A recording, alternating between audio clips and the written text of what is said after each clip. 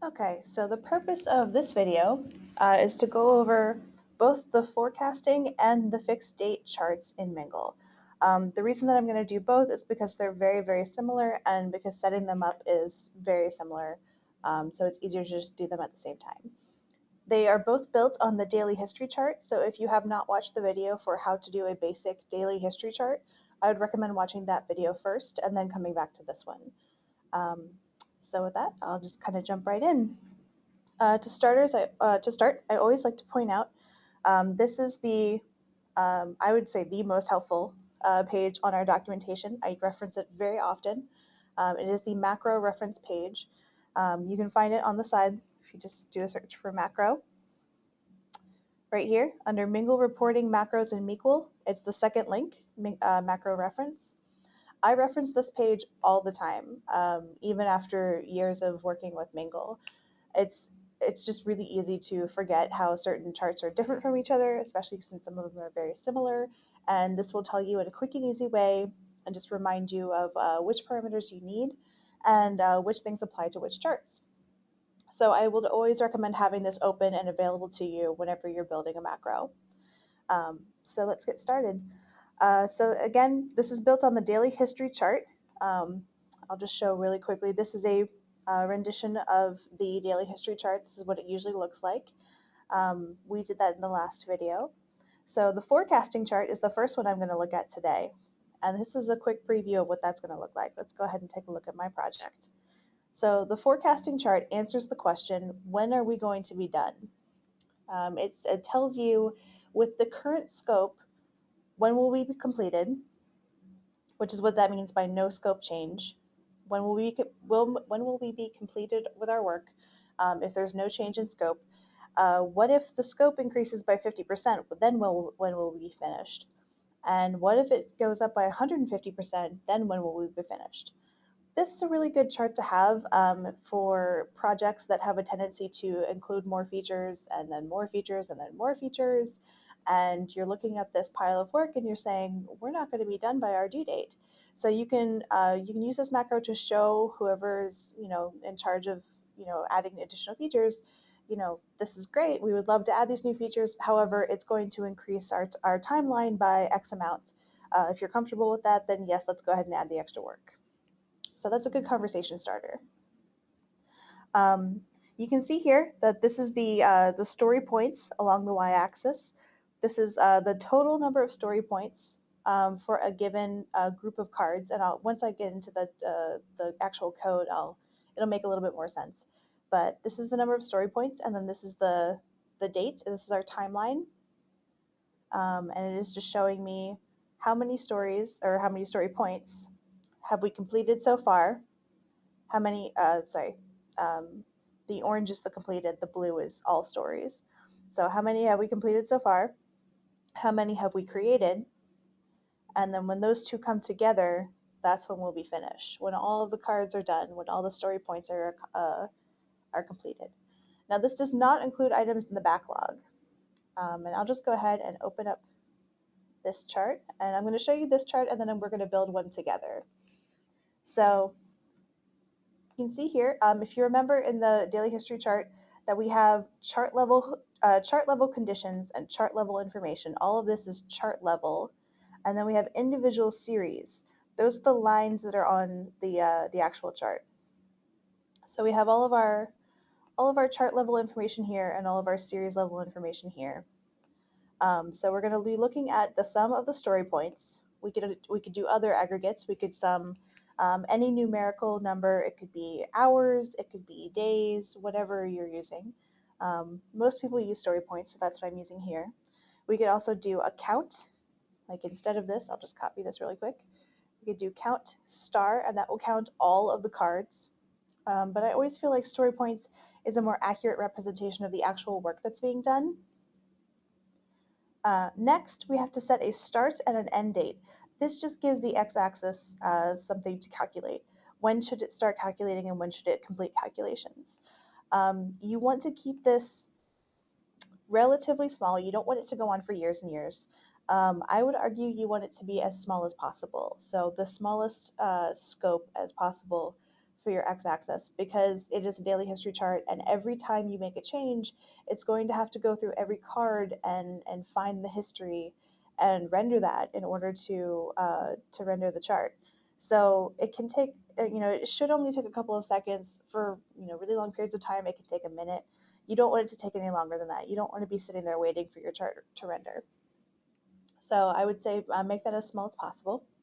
The X label step, again, is just how big of a gap between the data points on the x-axis. It does not affect the actual data on the chart. It only affects what is being shown on the x-axis. That is it. So I put 30 days because I only want one day out of the month to be shown. Then there's the chart level conditions. In this case, we're going to go with type as story because that is the most common usage. You could pick any card type that you have here. You could be looking at tasks, you can be looking at sprints, whatever you have as a card type you can use. You want to use either and or to separate your chart condition items. In this case, we want it to be both stories and we want them to be within a particular release. So this is my tree property. If I go to my tree, I got here by going to project admin and then clicking on card trees and then configuration. So this is my card tree configuration. Here's my card tree property. So I just copied that directly. I guess it can be capitalized. It doesn't really matter. I copied that directly into this, and then I assigned it to a specific card. And you want to use the card number as well as the card name. I don't recommend using card name only because you can have multiple cards with the same name in Mingle. You can have two release cards that are both called release 1, and that can get confusing. So in this case, we want to use the card number as well as the card name, just to keep things very clear. For now, you can just ignore this part. This is just the size of the actual chart. And you can set this to whatever you want. You can play with it. Usually I go with 900 and 700 for the width. And, you can do 2 and 300. You can do another 9 and another 7, make it a big square. It doesn't really matter. That part's not really important. You could even get rid of this and it will just default to a specific size. So we're going to move on from that. Here's the important part. This is what sets the forecasting chart apart from the regular daily history chart: the scope series and the completion series. If we go back to the documentation, you can see here the daily history chart has a huge list of different parameters that you can pass in, and it explains each one of them. I've already told you about the X label step. I've already told you about the start date and end date. You can read more about those in here. The forecasting chart assumes that you are already familiar with all of those, and it just tells you about the two parameters that are specific to this macro, which are the scope series and the completion series. The scope series talks about what are we going to call the scope. Whatever you put in here, and it can be anything. It can be all stories. It can be hello, Aaron. Like, it doesn't matter what you put in here. All that matters is that all stories. All that matters is that this matches this, and this matches this.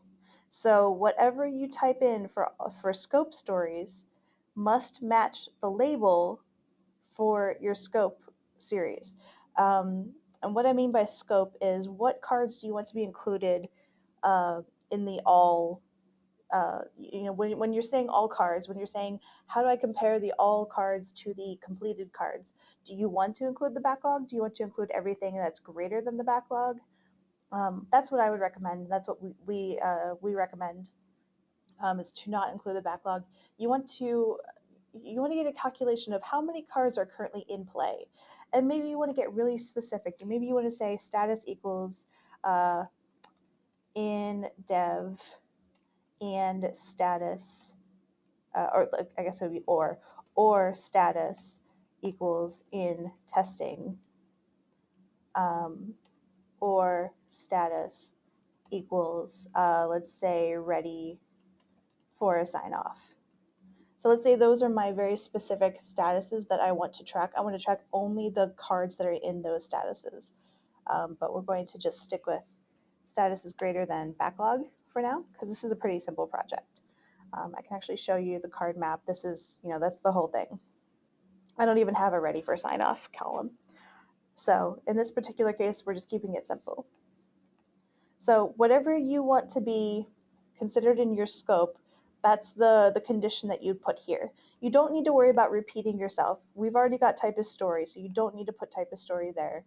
We've already got specific to this one particular release, so you don't need to put this there because that's chart level conditions and it will cover the entire chart. It's global, whereas this is specific to only this one series.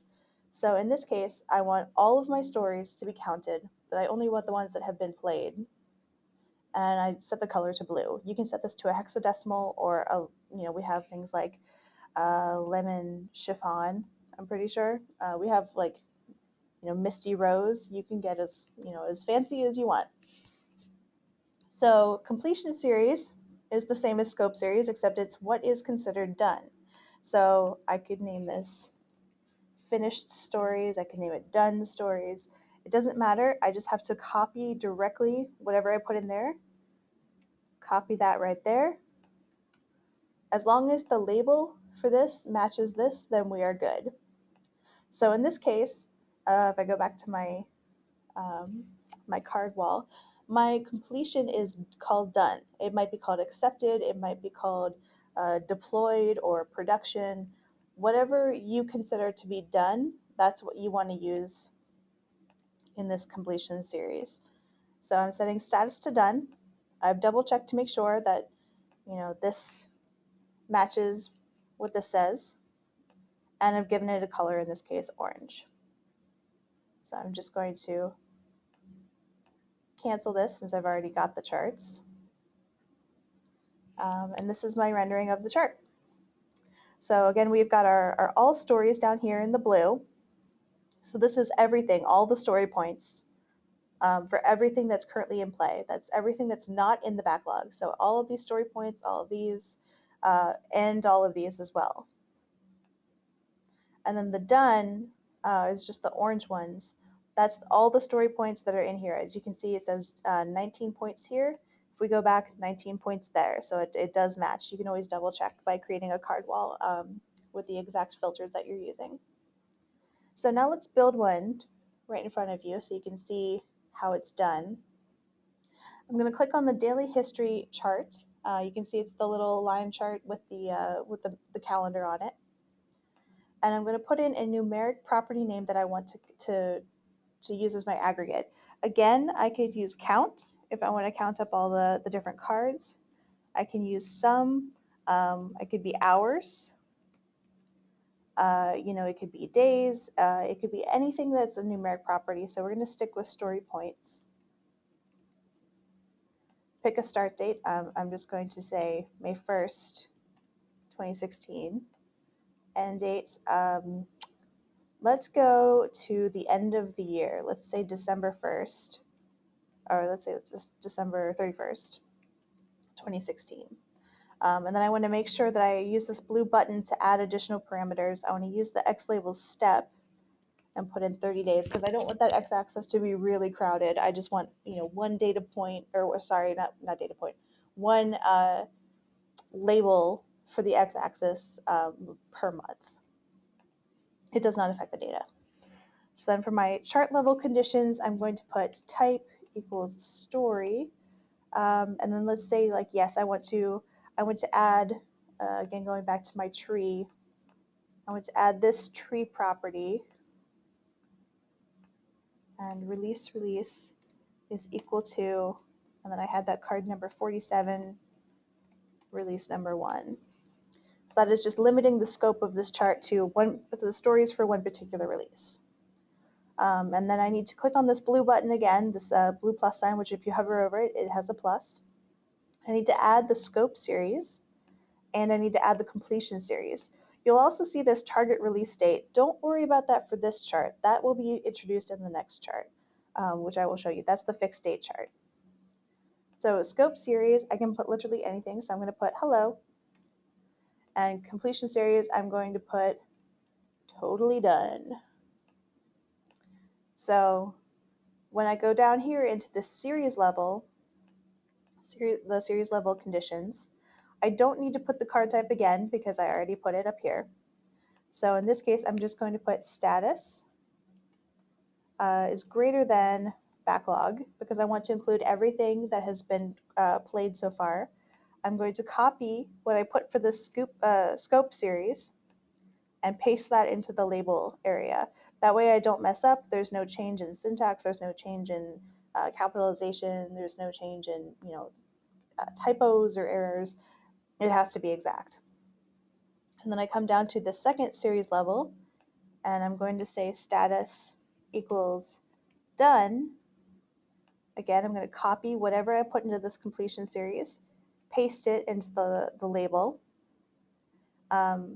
If I want to, I can create additional series. However, be aware that this chart only takes those 2 series. That's how it's meant to go. It's supposed to compare everything compared to all of your story points compared to what has been actually completed. So it won't stop you. If I click that plus sign, it will create a new one. It's not going to stop you. It's not going to throw an error.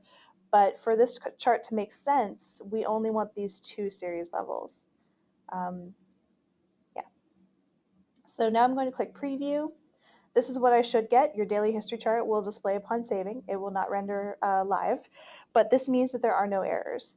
If, for example, I spelled done incorrectly, I spelled it dawn, it will throw an error. It will say dawn is not valid for status. These are the different things in status. It's supposed to be done, not dawn. So I will change that. I will click preview. I got the right message, and I'm going to click insert. Now when I save, this chart is rendering, and this is the message that you will get when any daily history chart is rendering. There are 25 days in your date range. We have completed the computation for 0 days so far. This number will change depending on how many days are in your date range. This is specifically how many days have are you actually calculating. And then we've only done 0 so far. So if I refresh, it will either render, it rendered pretty quickly. If it was still calculating, if I had a large number of days, or if I had a large number of information, in this particular case, I haven't really been using this chart for very long. So I've been using it from May 1st until today, which is the 25th, 26th. So that's why I said 25 days, because it's been rendering 25 days worth of data so far. That's what it had to search through, which is why it was relatively quick. If I had set the start date for like January 1st, then it would have to go through all the days between January 1st and today looking for data. So then here's my chart. I'm going to go, it could be a little bigger. That's what the chart width, chart height, plot width, plot height was doing. This is the default size. This is the customized size. But regardless, so here's my x-axis with all of my dates. Here are all of my story points. You can see it's the same as above. I used the same information. There's a total of 48 story points in this particular release, and only 19 of those story points are finished at the moment, which means that my projected finish date, if nothing changes, is the 23rd of January of next year. If the scope increases, we're not going to finish until May of next year. So we're going to do almost a complete year of work if the scope increases by 50%. And if it increases by 150%, we're not getting done until 2018. So again, very good to have this as a conversation starter. So the next chart, the fixed date chart, is very, very similar, and we build it in a similar way. Let me go ahead and edit it so you can take a look at the code. The only difference, you can see here the scope series again and the completion series again. Here's the difference, the target release date. So this chart is asking you, are we going to be completed by this date? Is this chart is for when you have a due date, and you need to know, have we increased the scope too much? Are we completing things in a timely manner? Have we slowed down, our work? Are we going to get done? Are we going to finish by our release date? So this is very handy to have if you have a due date or a release date that you need to meet. In this case, I've set it up with the same information, the number of story points for everything, the number of story points for the completed stories, which gives you a projection of when we will be completed. And then this is our hard stop date, November 1st, 2016. I just made up this date. It can be any date. and I'll show you how to put that in the code. It looks like, according to this chart, there's a 10-point gap here, which means that we are not going to be completed by our date. It would need to look like this, where both lines come together in order to show that we are completing it by the date that we need to complete it by. And again, this is all pulling from the card history, so you can't massage the data, as some people say. You can't change the data to make it look like you're finishing things earlier. It will pull from card history. So if you completed a card on a date, it knows it. If you go back and try to change that date and say like, no, I completed it a day earlier, it doesn't matter. Mingle has already known, it knows that you completed it on this date. That's when you moved the card.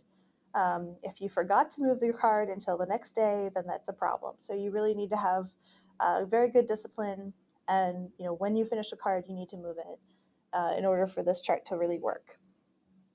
So again, I'll break it open and we'll look at it, and then I'll make one right in front of you. So again, very similar. We're going to look at the story points. We could also look at the total count of cards. We could look at any numeric number. Again, we have a start date and an end date.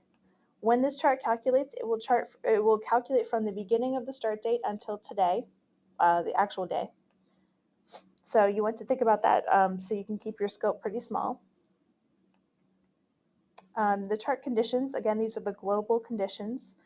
In this case, I want to look at all the stories, but it could be any card type. And I want to limit those stories to a particular release. This is all completely optional. I could just get rid of this and say, no, I want to know how many of these stories are, for everybody. Or I could say like, and it's for released, and my team is Erin's team. I'm very creative. So I could limit the scope in any way that I need to get the information that I want, using either the ands or the ors. So again, this is all, the X label step is how many points on the x-axis do you want to show up. In this case, I only want one per month. And again, this is the chart width and the plot width. This is all customized sizing information. If you don't put this in, it's fine. It will just render the default information. You could always go back and add this in. Like for example, I didn't put any chart information, any chart width, plot width, any of that in my second chart that I made right in front of you just a few seconds ago. So if I go and I just copy that from here, from the one of the other macros, I can just add a space, paste it right in. I'm just copying and pasting this right in here, and then boom. Now, as soon as I save it, it's going to be the same size. So if you have a size that works for you, you can just copy and paste this between all of your charts. Again, we've got our scope series, which matches the label on what we want to be considered all stories. Again, we're just using everything that's greater than backlog, but we could get really specific and say, like, again, status equals in dev. Maybe that's all I care about. I don't care about once it goes through testing. I only care about what's in dev or what has been through in dev, but not in this case. And you don't need to have the, this is just a side note, you don't need to have the parentheses if you have a one-word property. You only need the parentheses if it's multiple words, or if there's a hyphen or any other special characters. This is just so that when this is being parsed, it ignores everything within those parentheses. It treats them like a string. It doesn't try to render this. So for backlog, I don't need to have not parentheses, quotation marks. That's what I meant, quotation marks. Yeah, I don't need to have quotation marks. They're just optional. And again, I don't need to have them here either. I think they look nice, but that's completely up to you. And again, my finished stories matches finished stories here. And that's only for the cards where status is done, or whatever your completed property is. It could be accepted. It could be completed, whatever it is for your particular project. And then the target release date, that is the part that tells this chart what is the cutoff date, what is our due date, what is our release date, what are we aiming to hit, and are we going to hit it? So let's say I move this back and I make it, let's say just December. Let's see if there's enough wiggle room there. I'm going to see, did I make any other changes? No, okay. No. So I'm going to say okay. I'm going to save that. And again, I made changes to these two, which means they have to calculate. There are 25 days in my date range because, again, the start date was May 1st and it's now the 26th, so it's calculating. And it has finished 0 so far, so let's refresh. See how many it's done now. It did all of them, so that's pretty quick. That's how long you want it to take, just a couple of seconds. So now you can see this chart is much larger. It's the same size as the other chart, which makes it more readable. And you can see here, that's that moving the date back to December, not quite enough. It looks like there's still a pretty big gap there. Let's go ahead and push it back even farther so we can see what that looks like. So I can show you what that looks like. Let's make it March 1st, 2017. Lots of time. And again, every time you make a change, it's going to have to recalculate because it's going through your card history. Looking at these very specific cards, you really want to narrow that scope to only the cards that you care about. And then give it some time. Let's see how far it's done now. It's done. So then this is what it looks like if you're going to meet your goal before your target release date. So this is the release date. We have to be done by the 1st of March 2017, but we're actually going to be completed by the 23rd of January. Now that could change. We could increase the scope. Again, this is no scope change. Remember this chart, this is the no scope change. This is what can happen when you're a victim of feature creep, which is what some people call it when you add scope to different projects. So it might be a good idea to extend this chart a little bit past what you think it's going to be. Put your release date out there. Even if you are going to complete early, then you can add more work and see, are we still going to meet our due date? You know, if I add a little bit more, can we still meet it? So that's a good thing to have. So now let me build one right in front of you so I can show you how that works. Sometimes Mingle does a funny thing where you need to go into the source code and there we go. Okay, so I'm going to click on the daily history chart, give my numeric property name, story points, give my start date, May 1st, 2016, my end date. I think that was supposed to end on January 23rd, so let's say January 30th, 2017. Make sure we include the X label step because we don't want it to get too crowded on the X-axis. And the chart conditions type equals story. And again, we're using that tree property, that release property, to limit the scope of this chart. Okay, and then we need to add the scope series, completion series, and target release date. Scope series, all of the cards, all of the done cards. And then my target release date, let's say I want it to be January 1st, 2017. And I come down here and I say status greater than backlog again, because those are only the cards that I care about, and I'm going to paste, copy and paste from scope series to label. And again, status equals done, and I'm going to copy and paste from completion series into label. And that is all I need to do. I do need to change the color. Mingle has a bug, which I pointed out before. I'm not sure if it would affect everybody, but it does have a bug where you're unable to change the color. So you just have to do that after the macro has rendered, and I will show you how to do that. And then we click preview, we get our message, everything is good. We click Insert. And then remember how the chart was really small? That's the default. So we're going to copy, before it even finishes rendering, we're going to copy this information, the chart width, the plot width, the chart height, and the plot height from one of our other charts. Paste it. It can be anywhere in the chart level conditions. You don't want to put it in the series level. Everything under the word series is off limits. So I'm just going to paste it right in the middle there. And then also, you'll see these hexadecimal colors. I want to change this one to red. And this other one, I'll just leave it the way it is. Because remember, they were a little close. And I will save. And now my chart is rendering. I have 25 days in my date range. Computation for 0 so far. Let's see if I can catch it while it's still computing. Nope, it was too fast.